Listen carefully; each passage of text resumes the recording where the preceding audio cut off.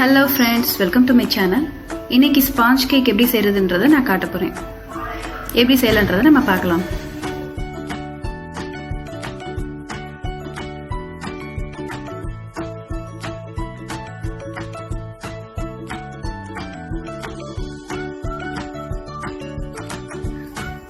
ரெண்டு பவுல் எடுத்துக்கலாம். அதில் 3 முட்டையோட வெள்ளை கரு தனியாக, மஞ்சள் கரு தனியாக பிரித்து எடுத்துக்கணும். பவுல் நல்லா ட்ரையாக இருக்கணும். இந்த மாதிரி பண்ணிங்கன்னா ஈஸியாக தனியாக மஞ்சள் கரு தனியாக வந்துடும். இதே மாதிரி 3 முட்டைக்கு மொத்தமாக எடுத்துக்கலாம்.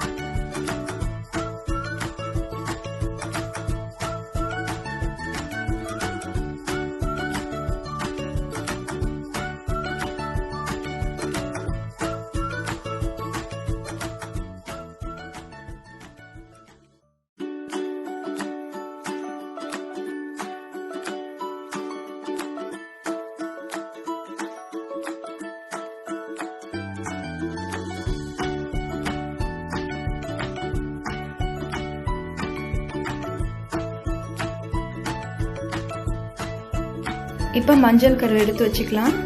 அதில் நல்லா 1 கப் சுகர் ஆட் பண்ணிக்கலாம். இதுக்கு பவுடர் சுகர் ஆட் பண்ணிங்கன்னா ரொம்ப நல்லா இருக்கும். ஈஸியாக வந்து மிக்ஸ் பண்ணிடலாம்.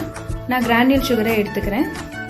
இந்த மாதிரி நல்லா அப்படியே கிளறி விட்டுட்டே இருந்தோன்னா, மிக்ஸ் பண்ணோன்னா நல்லா அது க்ரீம் ஃபார்முக்கு வரும். கொஞ்ச நேரம் இது மாதிரி மிக்ஸ் பண்ணிகிட்டே இருக்கணும் நம்ம.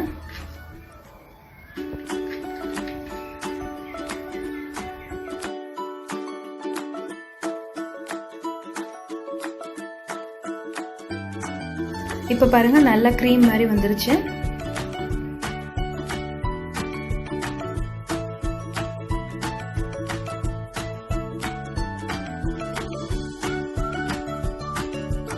அரைப்பழம் லெமன் எடுத்துக்கிறேன்.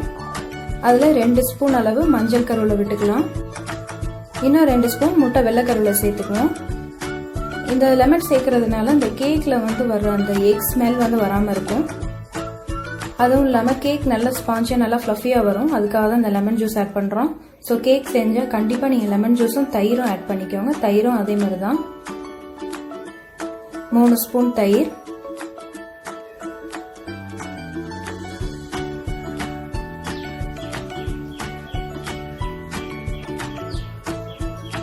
1 ஸ்பூன் ஃப்ரூட் எசன்ஸ். நம்ம வெண்ணிலா எசன்ஸும் யூஸ் பண்ணிக்கலாம்.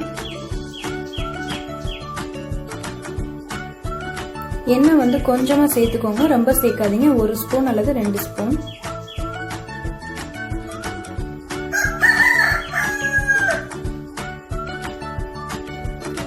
இப்போ 1/2 spoon baking soda, 1 spoon baking powder. இதெல்லாத்தையும் இப்போ நல்லா மிக்ஸ் பண்ணிக்கலாம்.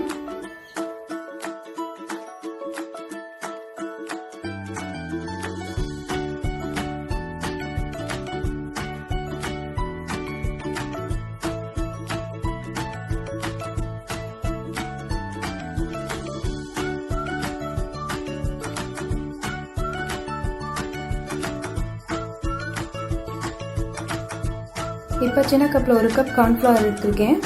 அதை இதோட போட்டு நல்லா மிக்ஸ் பண்ணிக்கலாம்.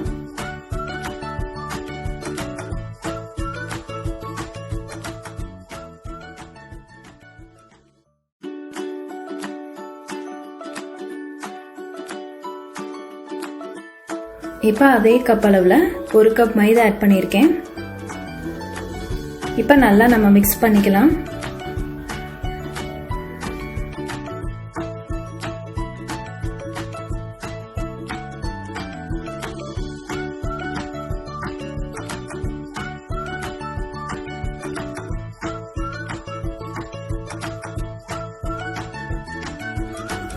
நல்லா மிக்ஸ் பண்ணியாச்சு. இந்த மாதிரி க்ரீமியாக இருந்தால் நல்லா கேக் கண்டிப்பாக ஸ்பாஞ்சியாக வரும். இதுதான் கரெக்டான கன்சிஸ்டன்சி. இப்போ எக் ஒயிட் எடுத்துக்கலாம். அதில் 1 ஸ்பூன் லெமன் ஜூஸ் விட்டுக்கோங்க.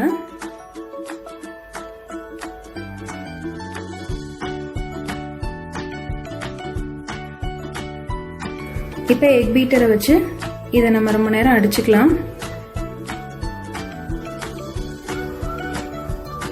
நல்லா ஃபோம் மாதிரி ஃபார்ம் ஆகி வரும். அது நல்லா ஸ்டிஃபாக வரும்போது நம்ம ஸ்டாப் பண்ணிக்கணும்.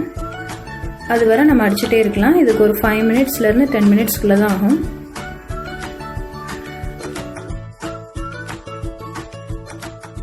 இந்த மாதிரி எக் பீட்டருக்கு பதிலாக நம்ம கையிலே முட்டை அடிக்கிறத வச்சு கூட அடிச்சுக்கலாம். பட் கூட கொஞ்சம் நேரம் நம்ம அடிச்சுட்டே இருக்கணும்.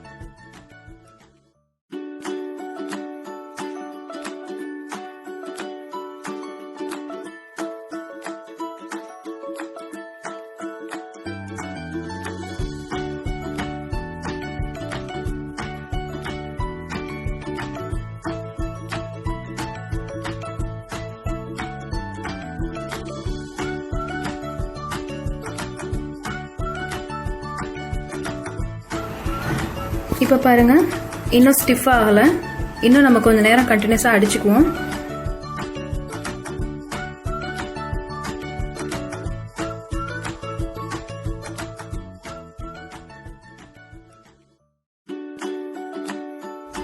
இப்போ ஒரு கேக் பேன் எடுத்து அதில் கொஞ்சமாக நம்ம ஆயில் சேர்த்துக்கலாம். இந்த கேக் பேன் வந்து நம்ம குக்கர் கூடவே கொடுத்துருப்பாங்கல்ல ஒரு பாத்திரம், அதுதான் இது. அதுலேயே நம்ம கேக் செய்யலாம் இந்த மாதிரி. ஸோ அதில் தான் நான் அந்த மாதிரி கேக் செஞ்சிட்ருக்கேன்.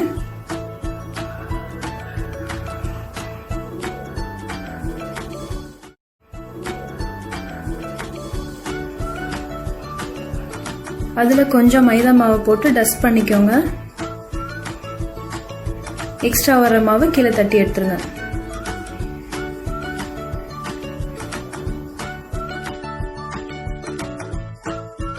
இப்போ நம்ம மிக்ஸ் பண்ணி வச்சிருக்கிற மாவை எடுத்துக்கலாம். அடிச்சு வச்சிருக்கிற வெள்ளை முட்டையும் எடுத்துக்கலாம். அதை கொஞ்சம் கொஞ்சமாக இதில் ஆட் பண்ணி ரொம்ப ஜென்டிலாக மிக்ஸ் பண்ணணும்.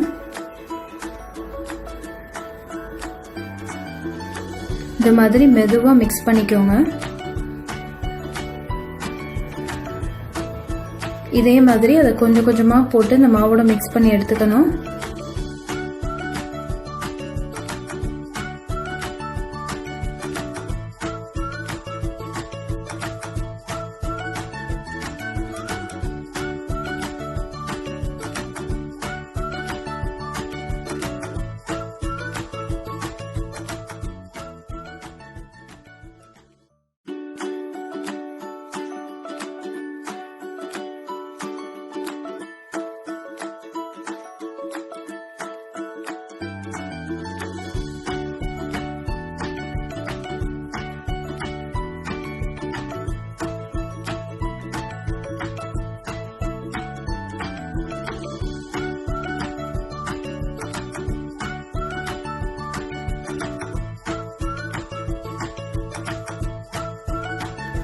மாவு பார்த்தாலே தெரியுது, நல்லா ஃப்ளஃபியாக நல்லா சாஃப்டாக இருக்குது.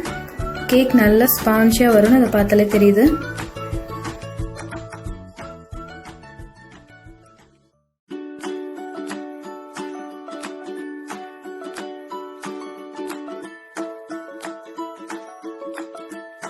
இப்போ இந்த மாவு எல்லாத்தையும் இந்த கேக் பேனில் மாற்றிக்கலாம்.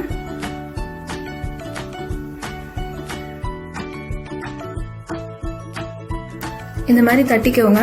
அப்பதான் கீழே இருந்து பபிள்ஸ் எல்லாம் உள்ள இருக்கிறது எல்லாமே வெளியில வரும். நல்லா தட்ட தட்ட பபிள்ஸ் எல்லாம் வெளியில வருது பாருங்க.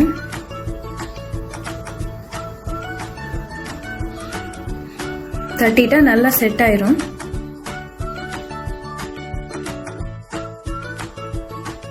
இப்போ குக்கரில் நான் உப்பு போட்டு செய்கிறேன். கல் உப்பு இல்லைன்னா டேபிள் சால்ட் ரெண்டில் எதுனாலும் போட்டுக்கலாம். போட்டு கொஞ்ச நேரம் முன்னாடி ஹீட் பண்ணிக்கோங்க. பண்ணிவிட்டு இப்போ அந்த கேக் பேனை உள்ளே வச்சிடலாம். இப்போ அதை மூடி போட்டு மூடிக்கலாம். குக்கர் வெயிட்லாம் போட வேண்டியதில்லை, ஓப்பன்லேயே வச்சுருக்கலாம். எனக்கு மாவு தின் லேயரில் இருக்கனால ஒரு 30 மினிட்ஸ் வைக்கிறேன். கூட பேட்டர் இருந்தால் நம்ம கூட நேரம் வைக்கணும். இப்போ குக்கரை ஓப்பன் பண்ணி பார்க்கலாம். பாருங்க, பார்க்கறதுக்கே ரொம்ப சாஃப்டாக ஸ்பான்ச்சியாக இருக்கு. நல்லா வந்திருக்கு. இப்போ கேக் வெந்துருச்சான்னு பார்க்கறதுக்கு ஒரு பின்னோ இல்லை ஒரு கத்தியோ உள்ள இன்சர்ட் பண்ணி பார்த்தீங்கன்னா அந்த மாவு ஒட்டாமல் வரும். நல்லா வெந்திருக்கு. இப்போ இந்த கேக் பேனை வெளியில் எடுத்து வச்சிடலாம்.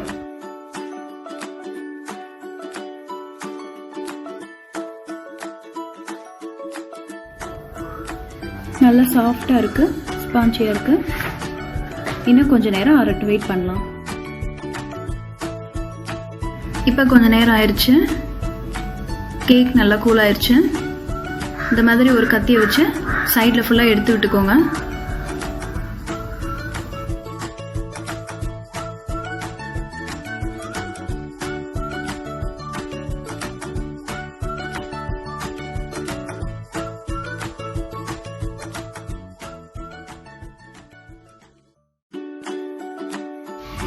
இப்போ இந்த மாதிரி பேனை கவுத்திட்டு 2 தட்டு தட்டினா அழகாக கேக் வந்துடும். பாருங்க, பார்க்கறதுக்கே ரொம்ப ஃப்ளஃபியாக சாஃப்டாக சூப்பராக இருக்கு. நல்லா வந்திருக்கு கேக். பாருங்க,